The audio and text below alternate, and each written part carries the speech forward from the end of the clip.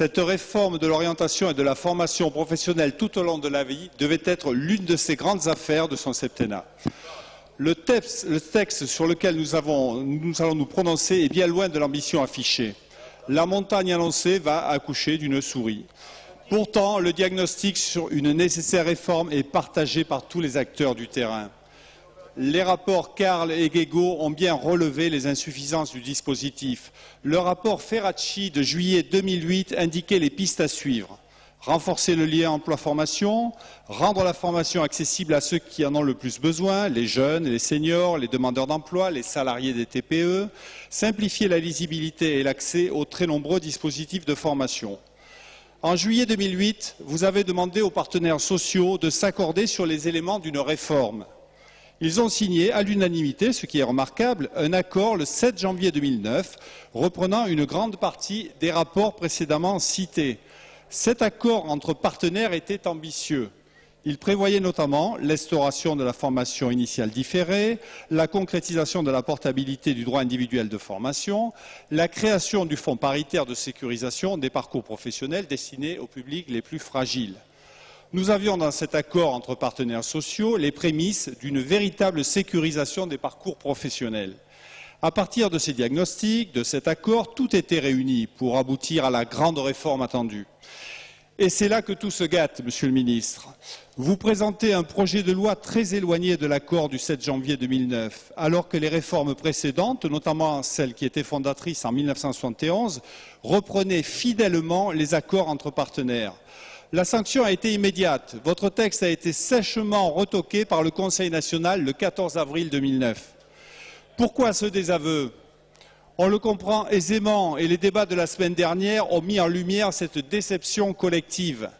Le projet de loi manque par trop d'ambition, notamment en oubliant de reprendre deux points majeurs pour une grande réforme.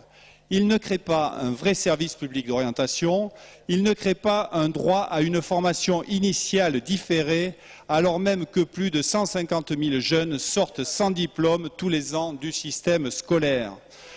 Tout votre texte est marqué par le retour en force de l'État dans tous les rouages.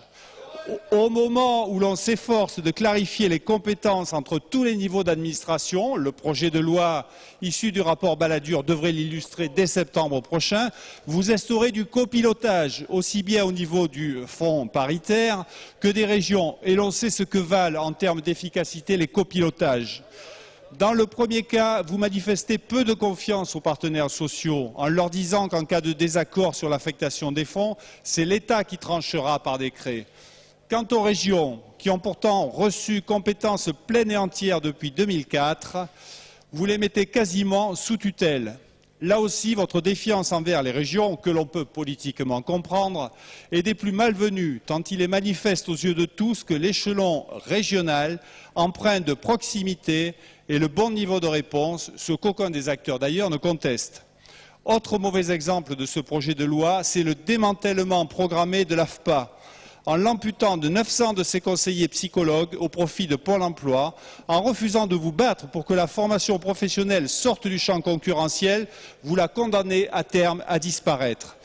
Mais tout cela va finalement dans le sens que vous souhaitez. En mettant sous tutelle les régions et les partenaires sociaux, vous recentralisez la formation professionnelle avec une ambition à peine dissimulée au cours des débats, créer un grand service public emploi-formation autour de Pôle emploi dont on connaît les limites actuelles. Monsieur le ministre, vous ne réglerez pas de la sorte la forte montée du chômage. Vous citez souvent la nécessité d'une conversion éclair d'un métier à l'autre par une formation accélérée.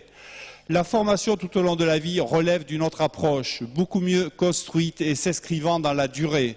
La formation n'est pas l'arme anticrise immédiate dont vous rêvez. Elle doit donner à notre pays des salariés bien formés, pourquoi pas d'ailleurs en instaurant une obligation de formation.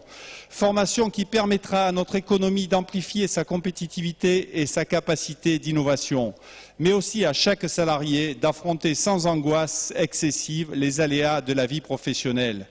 C'est à eux que nous devons une réforme ambitieuse.